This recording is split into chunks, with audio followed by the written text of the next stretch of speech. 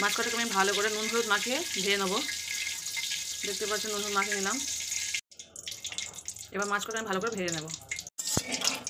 এদিকে আমি তেলটাকে ভালোভাবে গরম করতে দিয়েছি। এবার মাছগুলো দিয়ে দেবো এতে। মাছগুলো দিয়ে দিয়েছি ভাজার জন্য। এগুলো নিশ্চয়ই বুঝতে পারছো কী ফুল। এই ফুল দিয়ে আজকে মাছ দিয়ে আমি রান্না করবো। এটা হচ্ছে কুমড়ো ফুল। এই কুমড়ো ফুল দিয়ে আলু দিয়ে মাছের ঝোল হবে।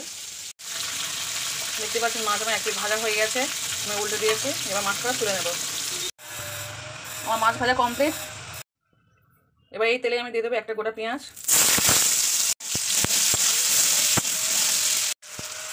এবার দিয়ে দেবো কয়েকটা গোটা টমেটো ও কাঁচা লঙ্কা।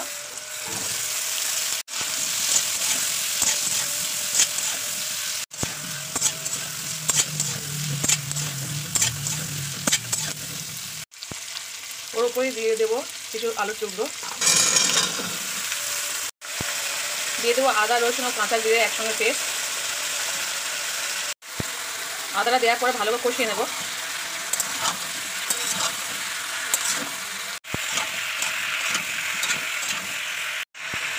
আলুটা কিছুক্ষণ কষানোর পরে এবার দিয়ে দেবো 1.5 চামচ হলুদ আর 2 চামচ লবণ।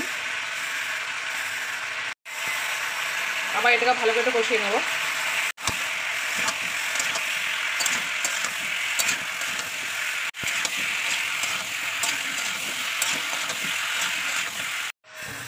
এবার এই কষানো আলুর উপর দিয়ে দেবো কুমড়ো ফুলগুলোকে। দেখতেই পাচ্ছেন কুমড়ো ফুলগুলো গোটায় আছে, আমি কাটিনি, জাস্ট পিছনটা কেটে নিয়ে ভিতরটা ফেলে দিয়েছি, দিয়ে গোটা রেখেছি। এবার এটাকে ভালোভাবে কষিয়ে নেব। এইভাবে একবার রান্না করে খেয়ে দেখবেন, খুব সুন্দর খেতে লাগে। বাড়িতে একবার সবাই ট্রাই করবেন। কুমড়ো ফুল আলু দিয়ে মাছ, যে কোনো মাছ রান্না করবেন, কুমড়ো ফুল এইভাবে রান্না খুব ভালো লাগে খেতে।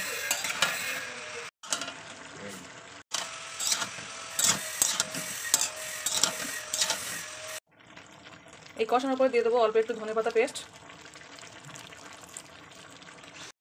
নিয়ে আবার এটাকে একটু কষিয়ে নেব।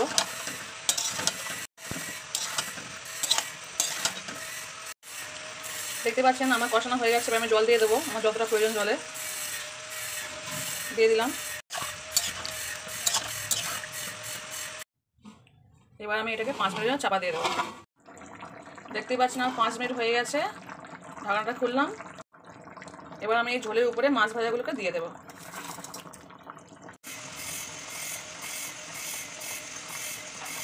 দেওয়া হয়ে গেছে। মাছটা দেওয়ার পরে আবার 5-7 মিনিটের জন্য আমি চাপা দিয়ে দেবো। আমার 5 মিনিট হয়ে গেছে। দেখতে পাচ্ছেন মাছ রান্না পুরোপুরি কমপ্লিট। এইভাবে একবার বাড়িতে সবাই রান্না করে খেয়ে দেখবেন, খুব সুন্দর লাগবে। কুমড়ো ফুল দিয়ে আলু দিয়ে মাছ। তো আজকে এই পর্যন্ত।